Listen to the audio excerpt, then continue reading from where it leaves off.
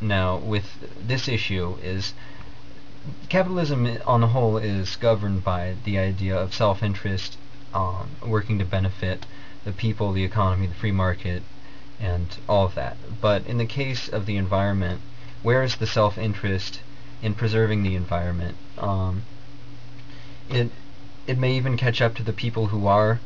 Now, first of all, let's take this as an example. Say there is an economic practice which generates lots of income, lots of profit, but is known to be bad for the earth. People, like, this is going towards global warming. Some people will try to debunk that, but let's say theoretically that there was a practice that did make lots of money and was bad for the environment.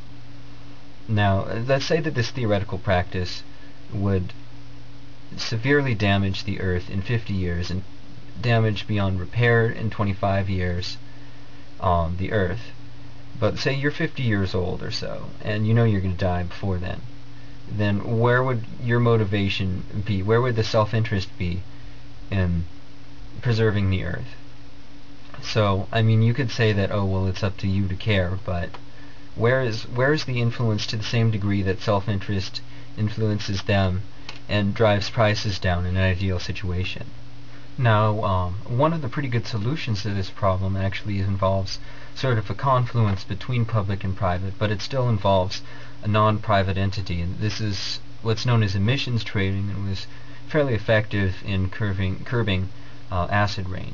What this involves is certain companies are issued certain credits which they trade with each other, and I don't fully understand it, but they essentially, like, if one company needed to pollute a little more, they could buy these credits, but they're priced so that, you know, I mean, they could if they needed to, essentially, so it's not like this super draconian measure to choke industry, but at the same time it does provide incentives for them not to pollute.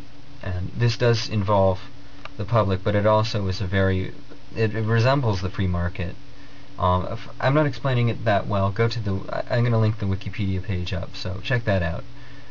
In general, what I want to say about libertarianism, or the economic component therein, is that it is not so much about self-interest, but short-term self-interest, in that, you know, even if you were going to live to see an environmental disaster precipitated by your own practices, you know, you might still want to pursue along those lines, because through economic means you could gain greater power, and people want power, so there needs to be a way to make this more about long-term self-interest.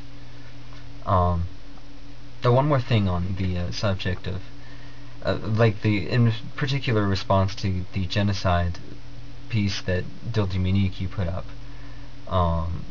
You kind of go on this rant about how bad governments are, and I agree with you that in these cases, you know, 90% of the time it is, well, I mean 100% of the time, because armies are rarely ever like a private thing. But I just wanted to bring up the 1973 Pinochet coup in Pinochet, whatever, however you pronounce it, in Chile,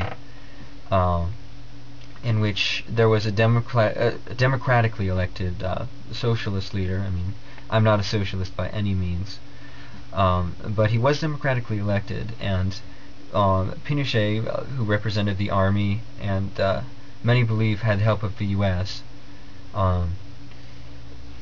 basically seized power and installed a very hard right economic practice.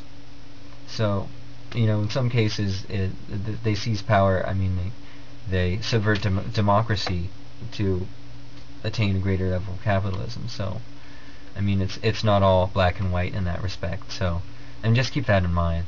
So there you have it. deux, thanks for watching this. And, you know, I hope you consider the things I have to say. I don't expect you to agree with them at all.